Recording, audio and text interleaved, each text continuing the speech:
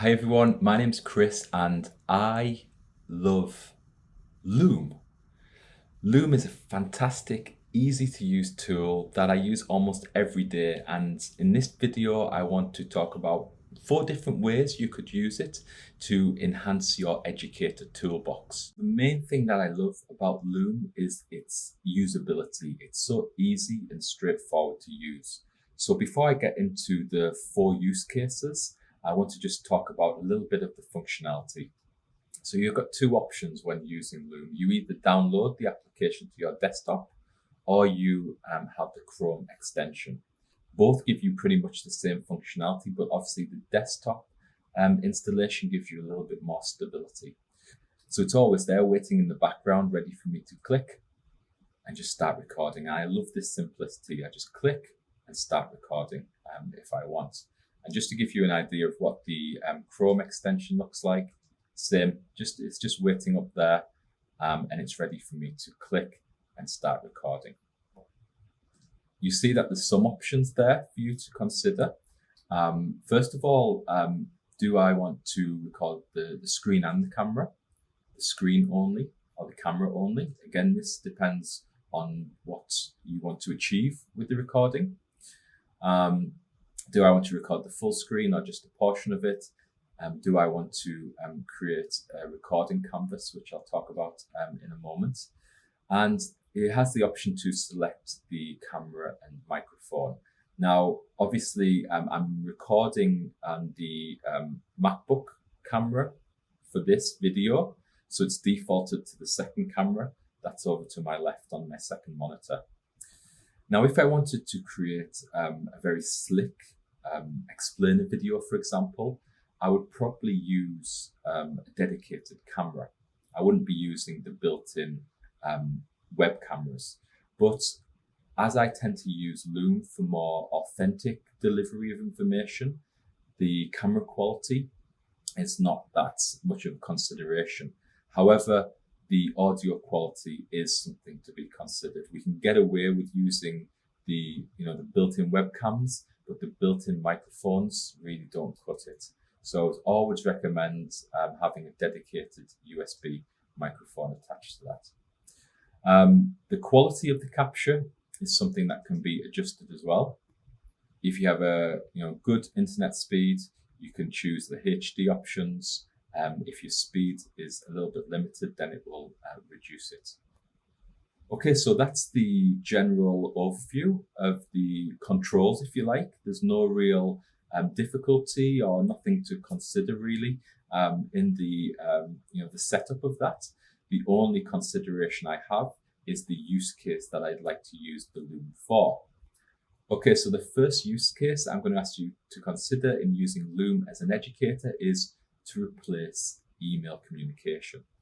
We know email communication is flawed. Sometimes the tone or the intent is not very accurately transferred. So why don't we remove that text? Instead, just click, open the camera, and talk to the person that we want to send the message to. In this case, maybe I don't need to record the background.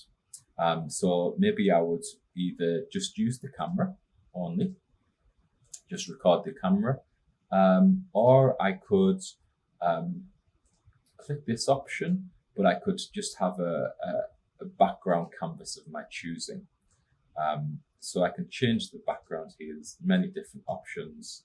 I can change the colors, but maybe I just want to send my email. I should be looking at this camera, send my email, bring a bit of color into it. This could be used as an introduction as well. You could introduce yourself in one of these videos. Once it's created, you can share it over and over again. But I would just literally click record, start recording, and it's going to count me down and start recording. I deliver my message, deliver the information. Again, it doesn't have to be highly polished, highly scripted. Once I'm finished, I can restart it if I'm not happy. I can draw on the screen, but I'm just going to hit stop. And up to this point, you might be thinking, screen recording software. There's many of them out there. What's so special about Loom? And I think this is where it starts coming into its own once we hit the stop button. Because once I hit stop, that video is automatically uploaded. Let me bring it over to the Loom cloud.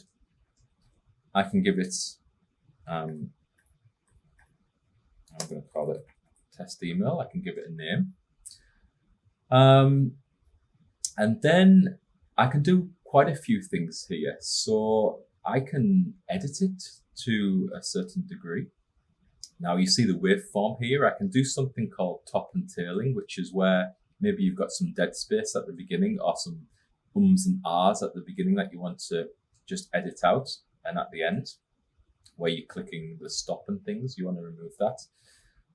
Or you can kind of, do some more kind of detailed editing. Maybe this is a cough or something I want to remove. So I'm going to split the clip, and I can either remove it like this, and it's just going to jump to the next one.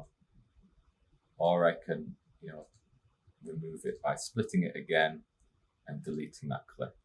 So I can do some very quick and easy editing and save those changes. Again, it's all hosted and dealt with in the Loom cloud. Now, this is an email, so I want to share it. Again, it's going to be situated on the Loom server, so access and speed and everything is going to be taken care of, but I've got a few different options for sharing. I cannot enter people's names, emails individually. I don't want to do that. That takes too much time. I can share the link directly in an email, but it's not very visual, I feel. I can share it immediately on social media, but for this use case, it's going to be an email to maybe my colleagues or my students, and I want it to be a bit more visual. So I'm just going to copy the GIF there, and I'm going to open my email client, and I'm just going to paste it straight in there. So I can give a little bit of introduction text, but then basically, the people viewing the email will click. It will open up like this. They can Start play recording, and I deliver my. Okay, I'll just mute that. They can play it and they can respond to it. So they can respond with emojis, or they can respond with a comment. Okay. And you'll see the comment down here. So that's use case one, replacing the email. And I use it probably the most for that, I think. But I also use it quite a lot for recording presentations. So as you would imagine, I have a presentation. First of all, I get my record button up again. And I just start recording. Now, again, I'm recording the camera and the screen. On my second screen here, I've got my presentation. I'm just going to swap the displays there so you can see. I position myself, and then I can just talk through my presentation, okay? And the nice thing about this is that I'm going to stop it and it's going to upload again. So the nice thing about recording the presentation is that you can start to use Loom to deliver information to students before they come to class. And then you have this digital resource that you can share and have as a reference for students as well.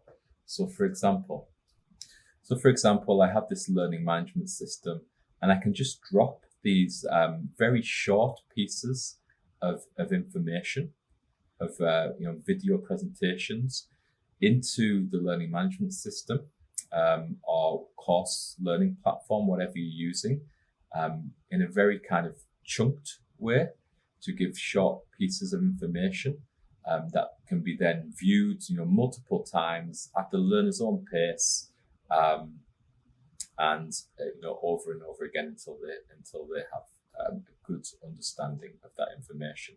And then they can also be linked to activities in that learning management space as well. So it's all about this asynchronous learning approach. So we've talked about using Loom to replace the email, to record presentations. Also, it can be used in a similar way to give feedback to students. So you can open, student submission, whatever it may be, and rather than write, your feedback, you can deliver a video like this. Again, just talking through it. I'm going to record. 3, 2, 1. And you can talk through it and bring attention to specific aspects.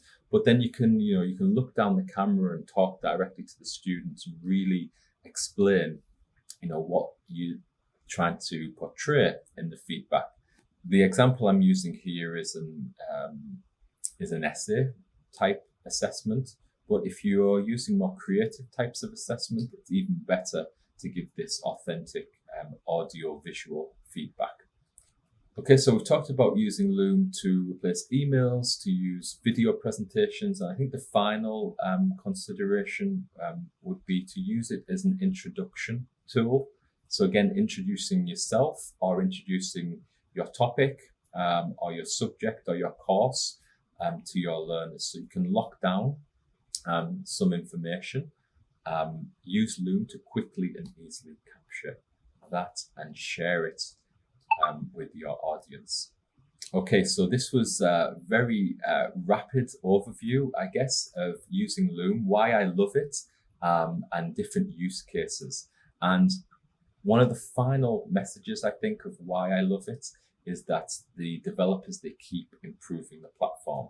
So again, it's free for educators if you supply your education credentials, and then you can record for as long as you would like. So far, that might change. But one of the additional features that they've just brought in recently is the transcript option. Now, this is very useful for learners to give them additional access to information. You might have heard that I have a slight accent. Maybe some learners might not quite understand what I'm saying. Sometimes this is not perfect, but having the transcript option is really helpful to add an extra affordance for those learners, and that can be quickly edited and shared as an additional resource for your learners too. Okay, so that was a rapid overview of Loom. I think the key thing is just to try it out, see what you think, and I'm sure you will feel that your educator toolbox is enhanced by having this option with you. Thank you.